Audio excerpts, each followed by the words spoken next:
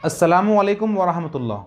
सामाईन, अखलाकियात ये इस्लामियात या इस्लाम का एक बहुत बड़ा चैप्टर है और इसके मुतालिक जो हम अच्छी चीज़ें करते हैं, अच्छे अखलाक का अगर मुजाहरा करते हैं तो इसका अज्र और इनाम भी बहुत बड़ा मिलने वाला है। और इसके मुतालिक अगर हम कोई बुराई करते हैं, कोई गुनाह करते हैं तो इसकी पूछ भी बहुत सख्त होनी है। लेकिन अफसोस की बात है कि आम तौर पर हमने इबादत को बहुत महदूद तसव्वुर कर लिया है। हम समझते हैं कि हम नमाज़ पढ़ लें, रोज़ा रख लें, ज़िक्र और अस्कार कर लें और कुछ और रसूम और रिवाज को अपना लें तो हमने इस्लाम पर अमल कर लिया।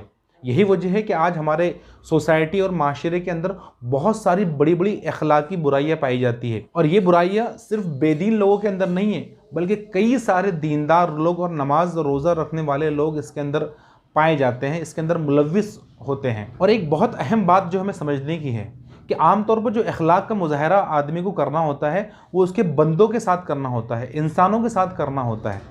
और इबादतें जो नमाज, रोज़ा और दीगर हम करते हैं वो अल्लाह के साथ उसका ताल्लुक़ है। तो इबादतों के अंदर कोई कमी और कोताही अल्लाह ताला माफ़ कर लेगा। लेकिन अखलाकियात के मामले में जो बंदों से जिनका ताल्लुक़ होता है बंदों से डील करते वक्त जिनकी ज़रूरत पड़ती है, अगर इसमें कमी और कोताही होती है तो अल्लाह उस वक्त हमको माफ़ नहीं करेगा जब तक कि बंदे हमको माफ़ ना कर ले, जिनके साथ हमने बद अखलाकी की है या जिनके साथ हमने गलत सलूक किया है। इसी बद अखलाकी में से एक बड़ी बद अखलाकी जो आज हमारे सोसाइटी के अंदर बहुत आम हो गई है वो है वादा खिलाफ़ी। और इसके आम होने की इंतहा ये है कि इसको आज गुनाह या बुराई समझा ही नहीं जाता। जो वादा खिलाफ़ी कर रहा है उसको भी मालूम होता है कि मैं ये जो वादा कर रहा हूँ मैं इसको निभाऊंगा नहीं।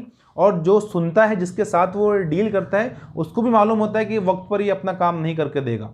आप देखें कि आज मतलब एक शोहर अपने बीवी से कोई वादा करता है तो वो उसको पूरा नहीं करता है, या एक बाप का अपने बच्चों के साथ वादा है, या एक दोस्त का अपने दोस्त के साथ वादा है, या एक दुकानदार अपने ग्राहक के साथ कोई वादा करता है, कोई चीज़ उसको देने का कहता है, एक इंजीनियर घर के ओनर के साथ कोई वादा करता है। और जो कुछ हम एक बात कहते हैं अपनी ज़बान से कि मैं ये काम फ़लाँ वक्त में कर दूंगा, तो ये सिर्फ बात नहीं होती है, ये एक वादा होता है। और इस वादे के मुतालिक कल अल्लाह ताला हमसे पूछेगा।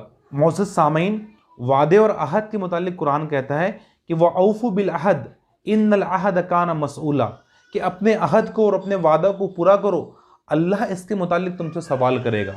एक आलिम दीन कहते हैं कि वादा खिलाफ़ी के ताल्लुक़ से सबसे सख्त बात यह है कि इसके ताल्लुक़ से अल्लाह हमको सवाल करने वाला है, अल्लाह हमसे पूछ करने वाला है। इसके अलावा आप देखें कि वादा खिलाफ़ी एक फ़र्द के अंदर अगर पैदा हो जाए, ये मर्ज़, तो उस फ़र्द के विकार को और उसकी शख्सियत को मजरूह कर देती है। अगर ये बुराई एक माशरे और सोसाइटी की अगर अलामत बन जाए तो वो पूरा माशरा और पूरा सोसाइटी मजरूह होकर रह जाता है, उसका विकार ख़राब हो जाता है। दोस्तों, वादा खिलाफ़ी असल में झूठ की एक किस्म है। एक झूठ तो वो है जो हम अपनी ज़बान से बोलते हैं, और वो झूठ जो हम अपने अमल से बोलते हैं उसे ही वादा खिलाफ़ी कहते हैं। अल्लाह के नबी सल्लल्लाहु अलैहि वसल्लम ने हदीस के अंदर इसकी सख्त तंबीह की है। एक हदीस में आप इरशाद फरमाते हैं कि मुनाफिक की 3 अलामतें हैं। पहली अलामत यह है कि इज़ा हद्दसा कज़बा, कि जब वो बात करता है, गुफ्तगू करता है तो झूठ बोलता है।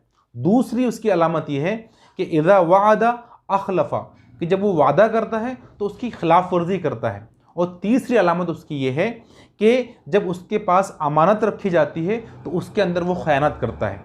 मुस्लिम के अंदर इस हदीस में और इजाफा किया गया है और बड़े सख्त अल्फाज कहे हैं। आप आगे ये है कि ख्वाह वो नमाज़ पढ़ता हो, वो रोज़े रखता हो और अपने आप को मुसलमान समझता हो।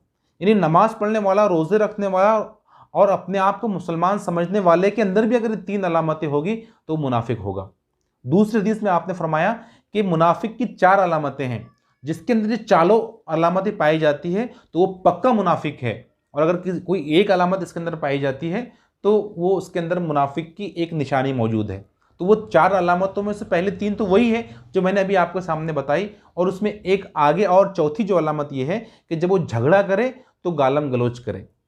एक और हदीस में अल्लाह के नबी इरशाद फरमाते हैं कि जो शख्स मुझे 3 चीज़ों की ज़मानत दे दे तो मैं उसको जन्नत की ज़मानत देता हूँ। वो 3 चीज़ें कौन सी?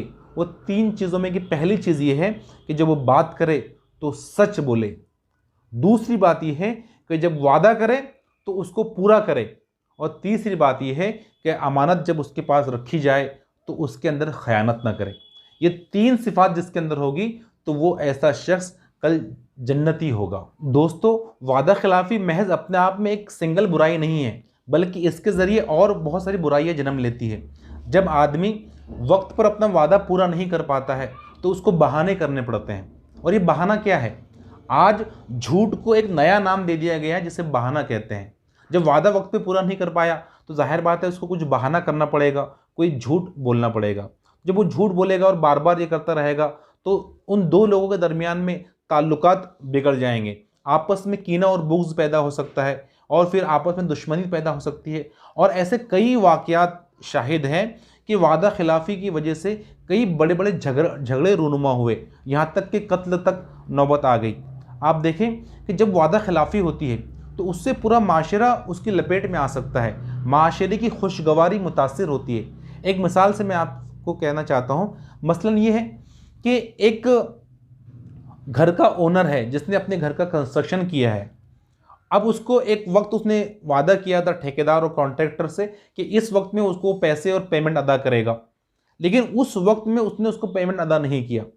अब वो ठेकेदार ने अपने लेबर से और अपने मजदूरों से ये वादा किया था कि जब उसको ओनर के पास से पैसे मिल जाएंगे तो वो तुमको दे देगा। तो अब वो ठेकेदार को पैसे नहीं मिले, लेबर्स के पास पैसे नहीं आए। लेबर ने अपने घर पर कहा था कि बच्चे की स्कूल में उसने ये कहा था कि जब उसको पैसे मिलेंगे, पेमेंट उसकी होगी तो बच्चे की फ़ीस अदा कर देगा। उसके वालिद से उसने कहा था कि जब मुझे पैसे मिल जाएगी, मजदूरी मिल जाएगी तो मैं तुम्हारी दवाई ला लूँगा। उसने अपनी बीवी से कुछ वादा किया था कि घर के जो कामकाज है वो मैं पेमेंट मिलने पर कर लूँगा, लेकिन वो नहीं कर पाया तो शोहर और बीवी के ताल्लुकात मुतासिर हो गए, स्कूल के मामला बिगड़ गए, बाप अपने बेटे से नाराज़ हो गया। तो एक आदमी ने अपने वक्त पर वादा पूरा नहीं किया और इतने सारे लोग उसकी लपेट के अंदर आ गए। हज़रत अब्दुल्ला बिन मसूद रिवायत करते हैं कि रसूलुल्लाह सल्लल्लाहु अलैहि वसल्लम ने फरमाया कि ऐसा वादा न करो जिसको तुम पूरा ना कर सको। दोस्तों, आप देखें कि आज कितने सारे लोग इसके अंदर मुलव्विस होते हैं कि वो जानते हैं कि मैं इस वक्त में ये काम पूरा नहीं कर पाऊंगा।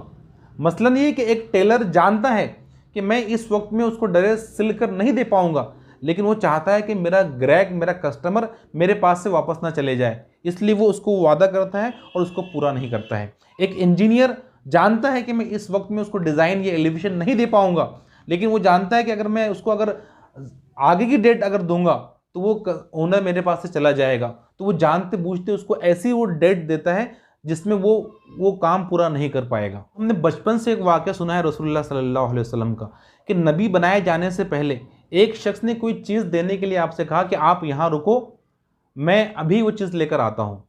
अल्लाह के नबी ने उसको वादा कर लिया कि ठीक है मैं यहीं रुकता हूँ, लेकिन वो शख्स नहीं आया। तो सीरत में ये हैरत अंगेज़ बात लिखी हुई है कि अल्लाह के नबी 3 दिन तक वहाँ खड़े रहे कि वो शख्स आ जाएगा और मैं उससे वो चीज़ ले लूँगा। जब इत्तेफाक से 3 दिन गुजरने के बाद वो शख्स गुजरा तो अल्लाह के नबी को वहाँ देखकर बहुत हैरत का शिकार हो गया और फिर उसने अल्लाह के नबी से माफ़ी मांगी। तो दोस्तों, हम ऐसा वादा करें जो हम पूरा कर सकते हैं और जो वादा करें उसको हम पूरा करें। शुक्रिया, जज़ाकल्लाह।